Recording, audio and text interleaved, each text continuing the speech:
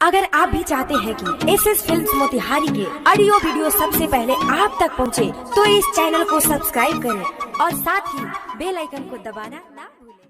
Presented by SS Films Motihari. Music by Saurabh Aishwarya. Hello hello ठीक। अब भैया थोड़ा आवाज बढ़ाइएगा। जी हाँ मेरे दोस्तों, हर साल के भांति इस साल भी नवयुवक सरस्वती पूजा समिति आप लोगों का हार्दिक अभिनंदन करती है और करती रहेगी। तो उठाइए दोनों हाथ और प्रेम से बोलिएगा सरस्वती माता की जय, सरस्वती माता की जय। साल भर पर आती है विद्या देकर जाती है, साल भर पर आती है विद्या देकर जाती है। सरस्वती माता विद्या के दाता, सरस्वती माता विद्या के दाता, सरस्वती माता विद्या के दाता। हाँ हाँ घर बा हमर सुन गिला मोतिहारी, कोरी भसान माई के सबसे अगाड़ी, सबसे अगाड़ी, सबसे अगाड़ी। घर बा हमर सुन जिला मोतिहारी, कोरी भसान माई के सबसे अगाड़ी। त जदी कोरी रुकावट लफुआ सन के टोली, त सुना हम लाइसेंस ये लफुआ है। मर्दम गोली भसान में जे बोली, मर्दम गोली भसान में जे बोली, मर्दम गोली भसान में जे बोली, मर्दम गोली भसान में जे बोली।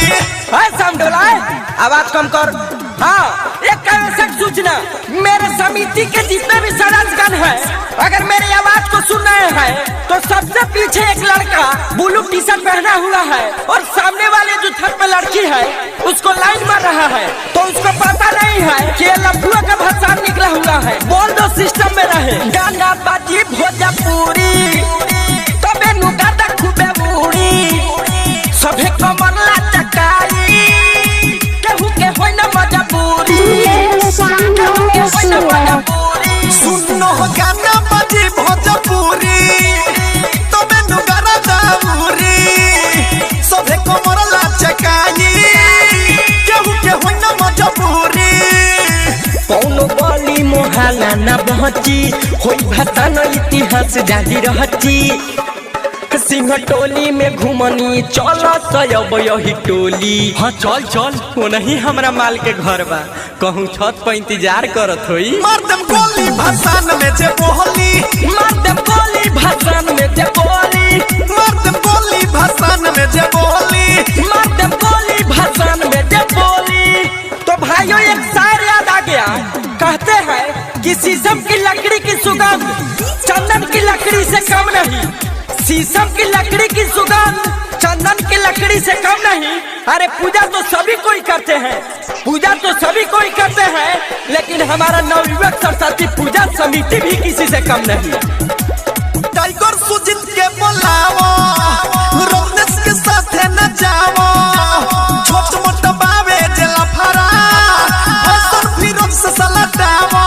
Saurabh digital recording studio Motihari. Tiger Sujeet के बुलावा, रोनेस के साथ न जावो, छोट मोट बावे जेला फरा, किसम सुधीर से सलटावा।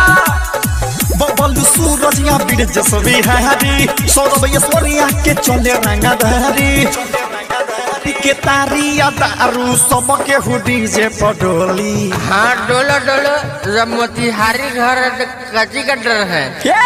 मर्दम गोली भसान में जे बोली, मर्दम गोली भसान में जे बोली, मर्दम गोली भसान में जे बोली, मर्दम गोली भसान में जे बोली।